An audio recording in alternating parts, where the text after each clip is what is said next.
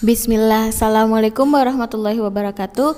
Hari ini kita akan belajar tematik tema 7 mata pelajaran IPA.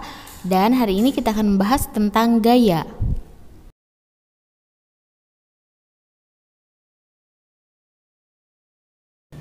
Gaya adalah dorongan atau tarikan yang dapat menyebabkan benda bergerak atau berubah bentuk. Keadaan suatu benda dapat berubah akibat pengaruh gaya. Pengaruh gaya terhadap benda antara lain yang pertama, benda yang diam menjadi bergerak. Contoh, mobil yang didorong, kursi yang didorong, buah yang jatuh dari pohonnya.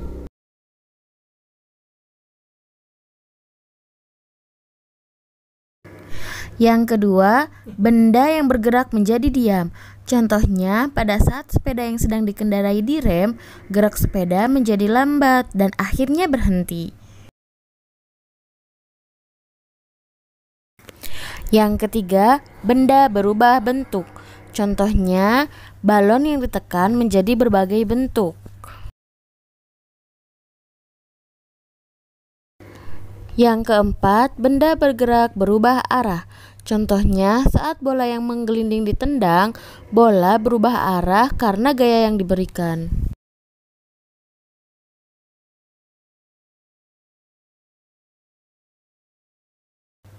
Gaya mempunyai banyak jenis sesuai dengan sumber yang melakukan gaya. Macam-macam gaya antara lain gaya otot, gaya listrik, gaya magnet, gaya gravitasi, dan gaya gesek.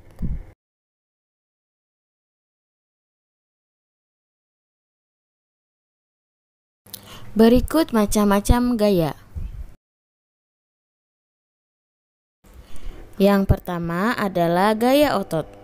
Gaya otot adalah gaya yang ditimbulkan oleh otot manusia atau hewan dalam melakukan kegiatan, seperti mengangkat, menarik, menahan, atau mendorong suatu benda. Contoh penerapan gaya otot yang pertama adalah mendorong mobil, menarik kursi. Gerakan melangkahkan kaki juga termasuk gaya otot. Melangkahkan kaki menyebabkan tubuh berpindah tempat. Aktivitas bertukar buku merupakan salah satu contoh pemanfaatan gaya otot. Dengan memanfaatkan gaya otot, kita dapat memindahkan benda-benda ringan dengan mudah. Gaya otot sangat bermanfaat dalam kehidupan sehari-hari.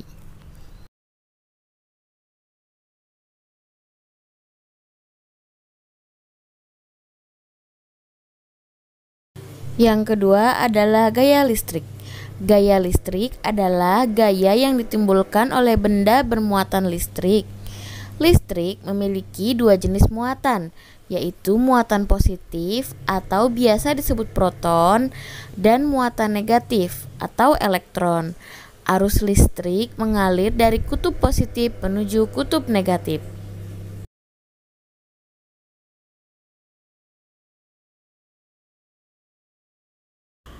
Ada dua jenis muatan listrik, berikut penjelasannya.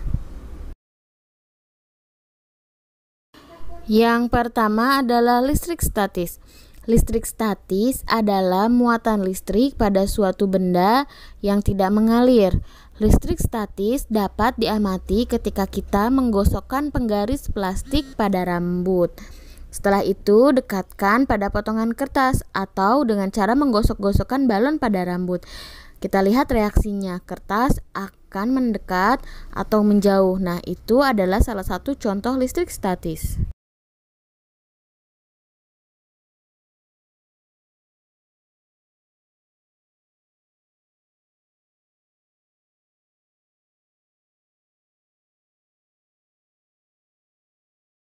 Yang kedua adalah listrik dinamis. Listrik dinamis adalah muatan listrik yang dapat bergerak. Pada listrik dinamis terjadi aliran muatan listrik. Listrik dinamis dapat diamati dari kegiatan mematikan atau menyalakan lampu menggunakan saklar dan pada batu baterai. Saat saklar ditekan dan lampu menyala, artinya pada saat itu terjadi aliran listrik. Sebaliknya, saat saklar ditekan dan lampu mati, artinya tidak terjadi aliran listrik. Baterai memiliki dua kutub, yaitu kutub positif dan kutub negatif. Jika kutub positif dan kutub negatif dihubungkan dengan kabel, akan terjadi aliran listrik dinamis. Peralatan elektronik dapat bekerja karena ada aliran arus listrik. Arus listrik mengalir dari kutub positif menuju kutub negatif. Energi listrik dapat diubah menjadi energi lain. Saat arus listrik mengalir melewati bohlam akan menyala. Energi listrik berubah menjadi energi cahaya. Energi listrik dapat diubah menjadi energi gerak. Saat arus listrik mengalir melewati motor di dalam kipas angin, motor akan berputar dan menggerakkan bilah-bilah kipas angin. Saat arus listrik melewati elemen pemanas di dalam setrika, elemen akan menjadi panas. Energi listrik berubah menjadi energi panas. Pada lemari pendingin, arus listrik akan memutar motor pada mesin lemari pendingin dan membuat bahan pendingin bekerja.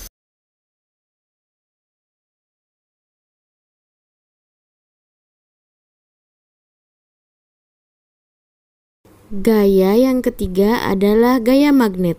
Gaya magnet adalah gaya tarik atau gaya tolak yang ditimbulkan oleh sebuah magnet terhadap suatu benda. Benda yang dapat ditarik dengan kuat oleh magnet disebut benda ferromagnetik. Sementara itu, benda yang dapat ditarik oleh magnet dengan lemah disebut benda paramagnetik. Contoh benda ferromagnetik adalah besi, baja, dan nikel. Contoh benda paramagnetik adalah aluminium, kaca, dan kayu. Sebuah magnet mempunyai dua ujung berlawanan. Ujung magnet biasa disebut kutub. Dua kutub magnet yang berlawanan itu disebut kutub utara atau U dan kutub selatan atau S. Jika dua buah magnet didekatkan pada kutub yang sama, kedua magnet akan tolak-menolak. Sebaliknya, jika dua buah magnet didekatkan pada kutub yang berbeda, kedua magnet tersebut akan tarik-menarik, seperti gambar di bawah ini. Pada gambar pertama, ketika kutub selatan dan kutub selatan didekatkan, mereka akan saling menolak. Dan pada gambar yang kedua, ketika kutub utara dan kutub selatan didekatkan, mereka akan tarik-menarik.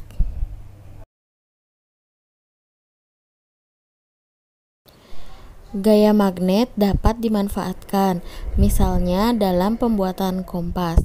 Kompas adalah alat penunjuk arah utara dan selatan. Pada kompas terpasang sebuah magnet berbentuk jarum. Jika diletakkan mendatar, jarum kompas akan selalu menunjuk arah utara dan selatan.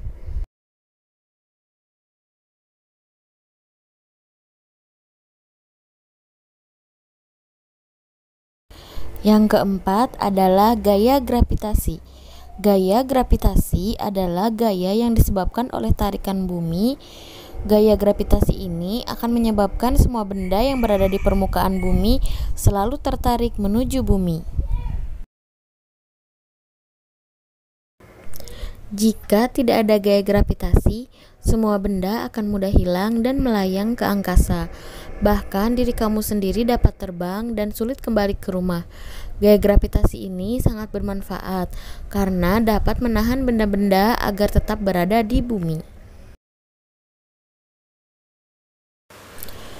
Contoh peristiwa sehari-hari yang dapat menunjukkan gaya gravitasi adalah jatuhnya buah yang sudah matang dari dahan pohon ke tanah.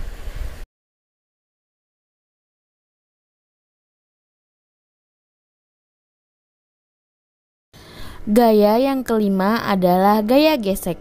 Gaya gesek adalah gaya berlawanan arah yang dihasilkan oleh suatu benda ke benda lain yang dipengaruhi oleh permukaan benda. Contoh gaya gesek adalah gaya gesek telapak kaki kita dengan lantai. Kekasaran dan kelicinan permukaan benda mempengaruhi nilai gaya gesek yang dihasilkan. Semakin licin permukaan suatu benda, semakin sulit benda tersebut untuk dipegang. Sebaliknya, semakin benda yang permukaannya kasar, semakin mudah untuk dipegang.